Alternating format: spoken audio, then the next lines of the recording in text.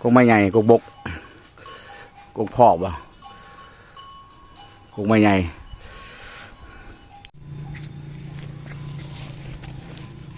โอ้ตำบักหุ่งแซ่บ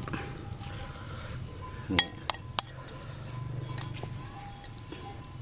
ไ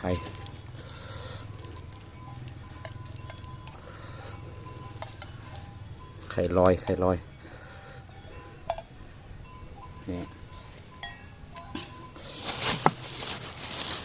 นี่ยังมี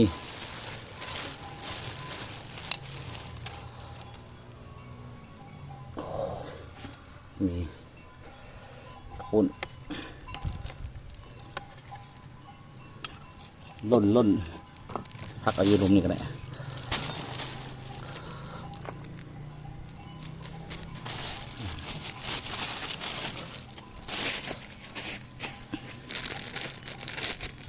บดต่อธรรมชาติดีครับนายประทุดินนี่ว้าว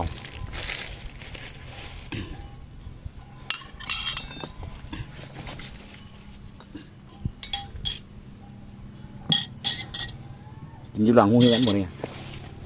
ลูกไปนั่งเลยกล่องห้านั่งอันนี้วะ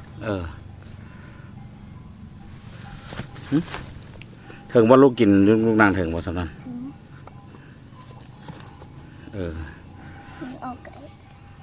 โอเค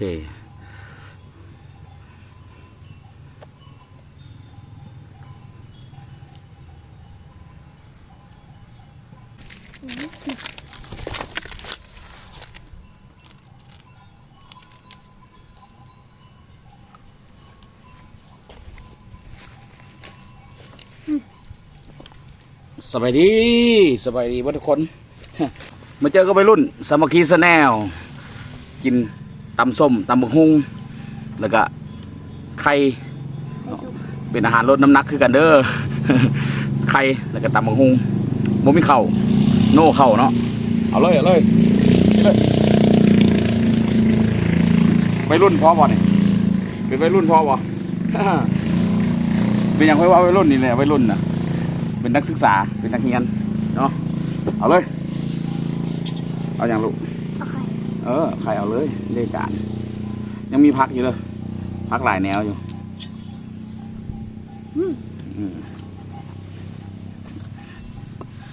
บุมีหมวกนั่งเลย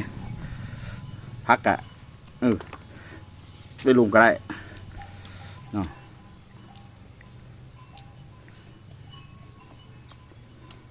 กินต่างเข้าด้วยกันเลย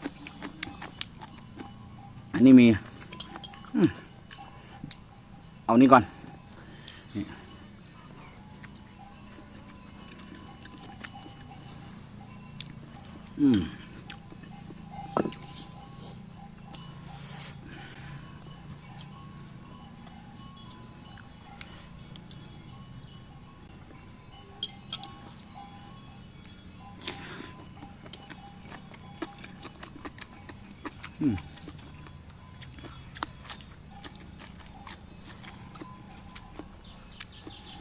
แซ่บป่ะครับน้องวะไม่เหิงบุลูก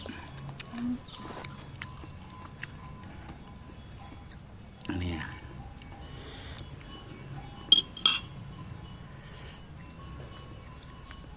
มาเด้อแซ่บๆน้องกันพ่อแม่พี่น้องนี่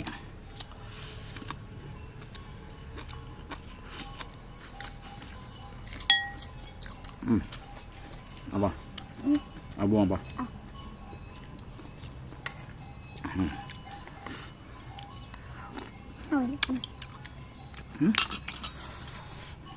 ไม่หาใครอยู่บ่แซ่บเด้อแซ่บดีแซ่บเด้อเดียวกันบ่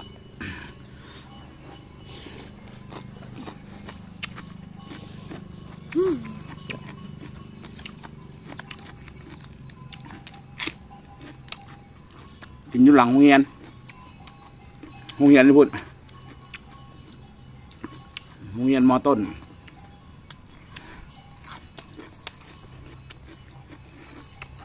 อืม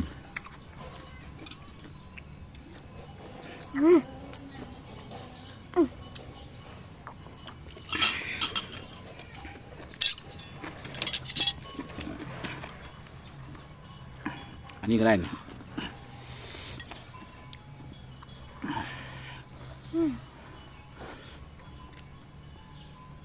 จำน้ำหน่อยหนึ่ง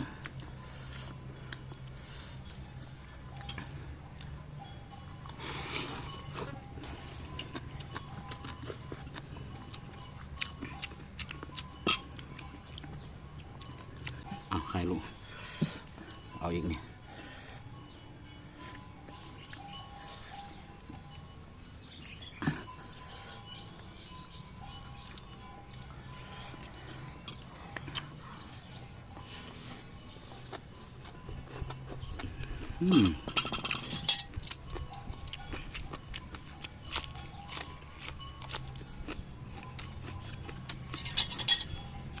เป็นอาหารเที่ยง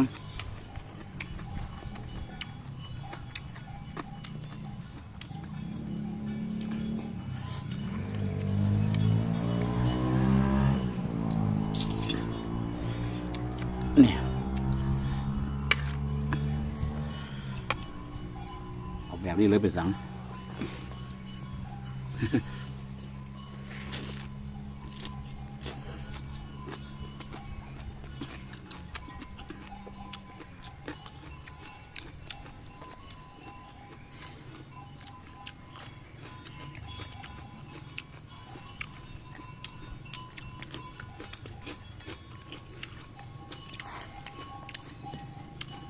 ลดน้ำหนักลดอาหารนี่ยากที่สุดตำบักหุ่งมีใส่ปะเนี่ย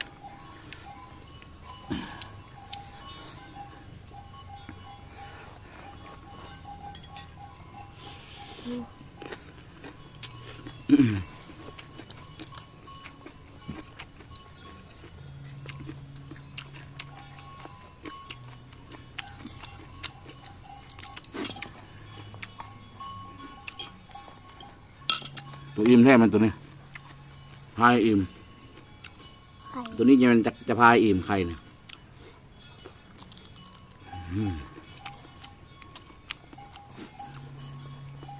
ไข่เน้น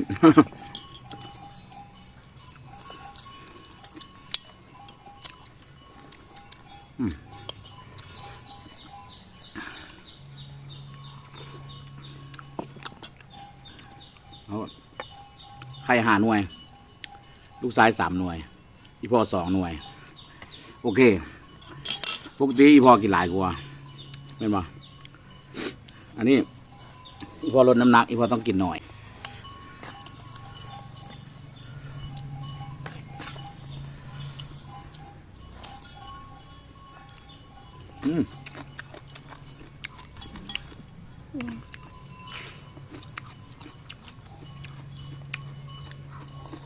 น้องกัด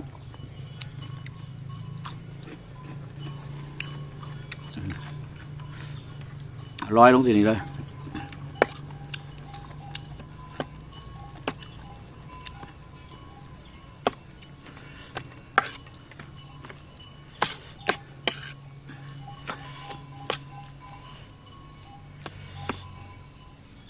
เบิดพวงเลยเป็นสังวะเบิดขยงเลยเป็นสัง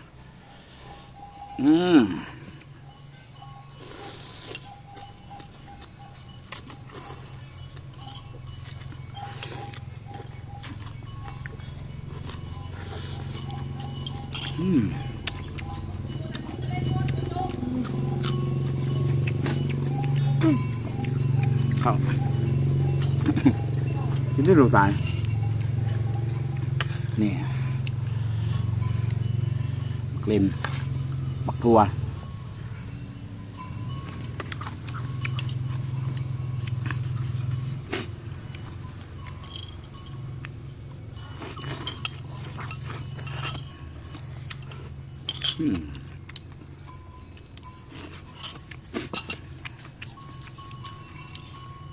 คาบเดียวกินคาบเพียงคาบเดียวแรงกินไม่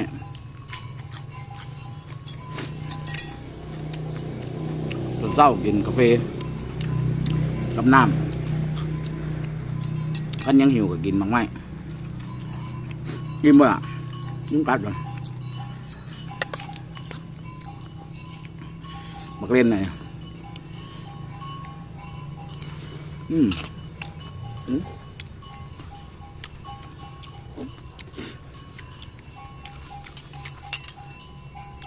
ยินเสียงอันบักกระลงบักเคาะควายเนาะควายมันกินหนาอยู่เดินอิ่มละกินไข่3 หน่วยให้บุอิ่มจังไหนไข่เป็ดเด้เห็นบ่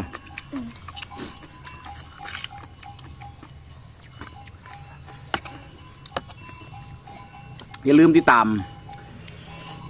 และให้กำลังใจวัยรุ่นสมาคีชาแนลแม่นบ่ด้วยการกด Subscribe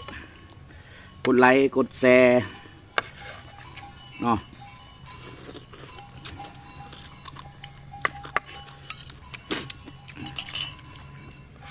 แซ่บหลายแม่นบ่